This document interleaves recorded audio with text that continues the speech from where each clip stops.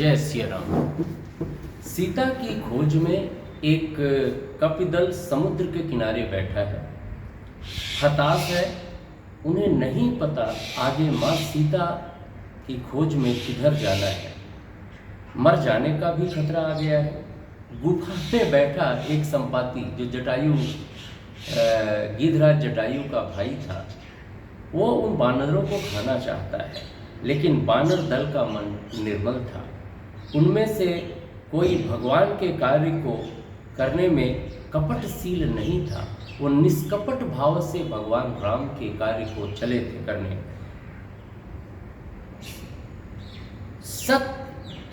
सत्य एवं निर्मल मन के साथ चलने वाले व्यक्ति का रास्ता दिखने वाली परेशानियां भी सुगम करती है। जो व्यक्ति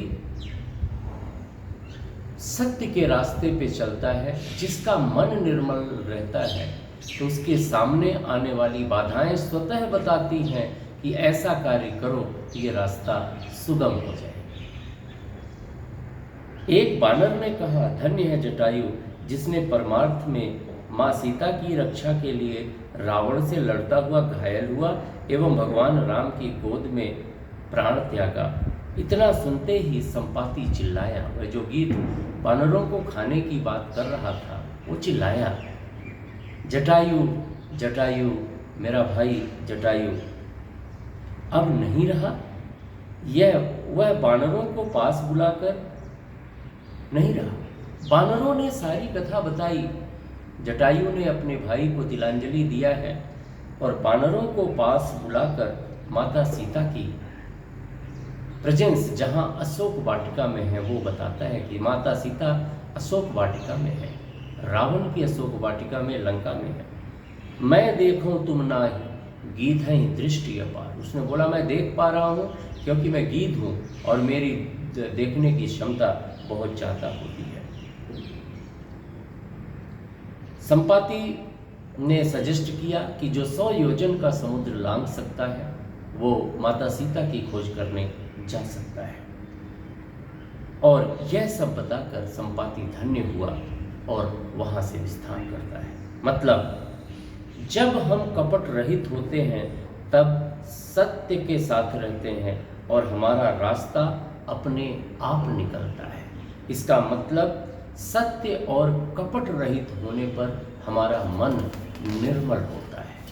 बात केवल इतनी सी है कि सारे वेद पुराण ग्रंथ केवल एक चीज पर फोकस कर रहे हैं, वो है मानव मन का निर्मल होना।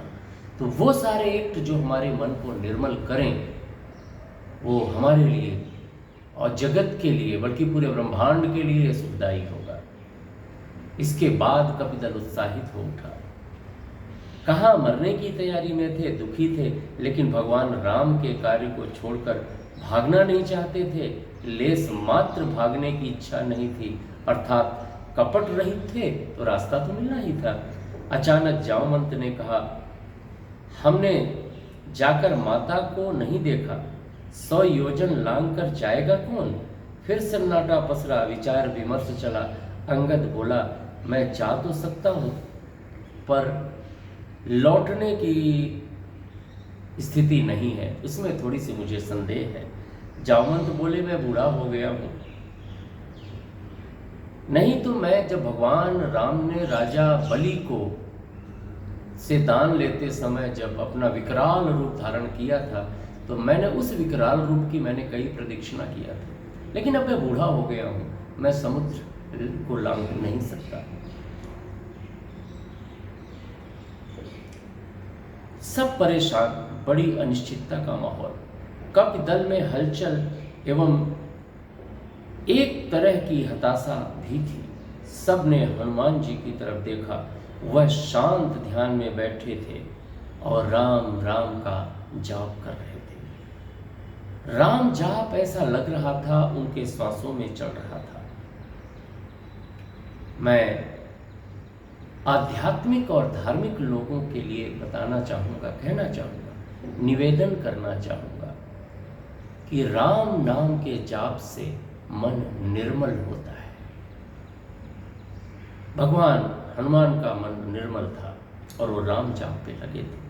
तभी जामवंत ने कहा, पवन तनय बल पवन समाना, का चुप साधि रहा बलवाना, राम काज लगी तव अवतारा, सुनतहि भयो पर्वताकारा। हनुमान विकराल पर्वताकार रूप में आ गए। महाबली हनुमान उस समय सुमेरु पर्वत जैसे दिख रहे थे। राम को मिली पीड़ा जो रावण ने दी थी, उससे हनुमान जी आहत दिख रहे थे। वो स्वर्णाकार थे।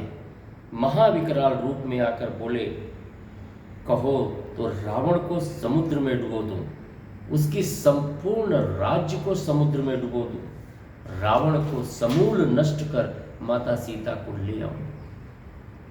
जामवंत पूछो मैं तो ही, उचित सिखावन दीजय मोहि।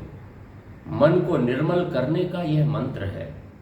जब आप पूर्ण सक्षम हो तब भी उचित अनुचित क्या करना है क्या नहीं करना है, इसका परामर्श अनुभवी लोगों से जरूर लें।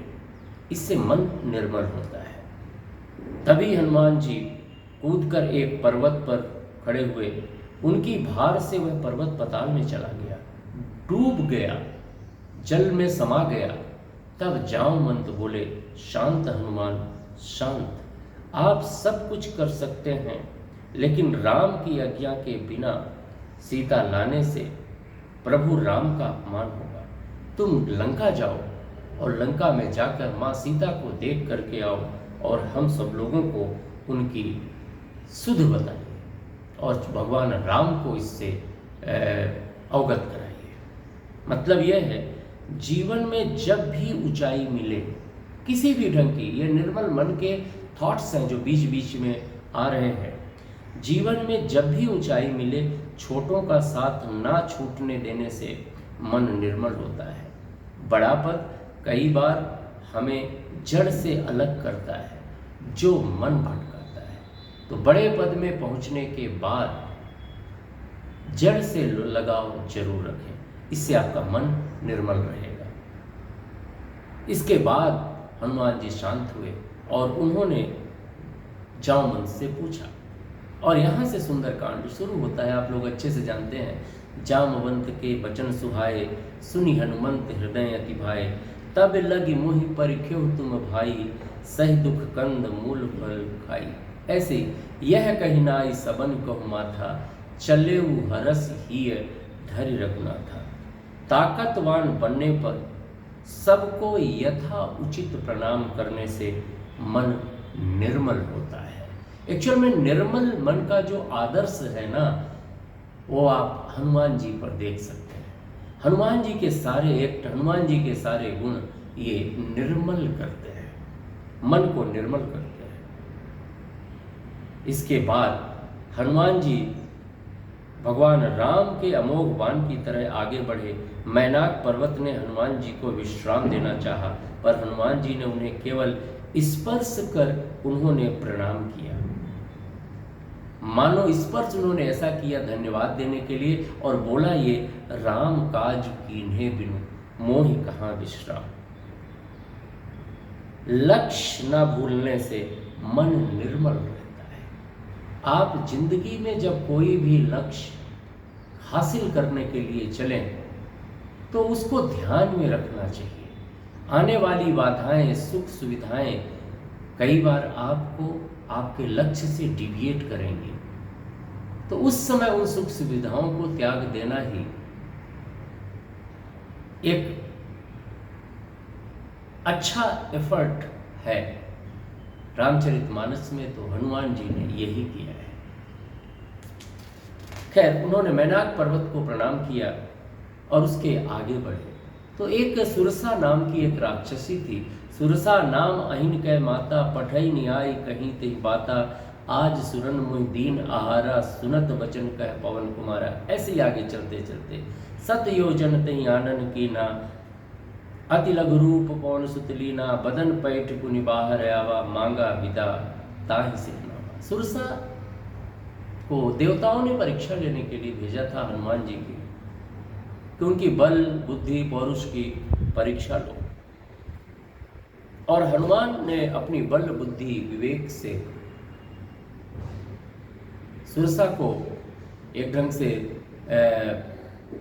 परास्त किया और ये बोला कि उसकी परीक्षा में पास हुए और आगे बढ़े। मतलब परेशानियां जब आपको समाप्त करना चाहें तो डरे नहीं, बुद्धि विवेक के साथ परेशानियों के अंदर जाकर सॉल्व करना चाहिए। ये जिंदगी का एक मंत्र लेकर के चले। कई बार ऐसा होगा कि हमें जिंदगी में ऐसी परेशानियां मिलेंगी जो कई बार ऐसा लगता है कि हमें खा जाएंगी।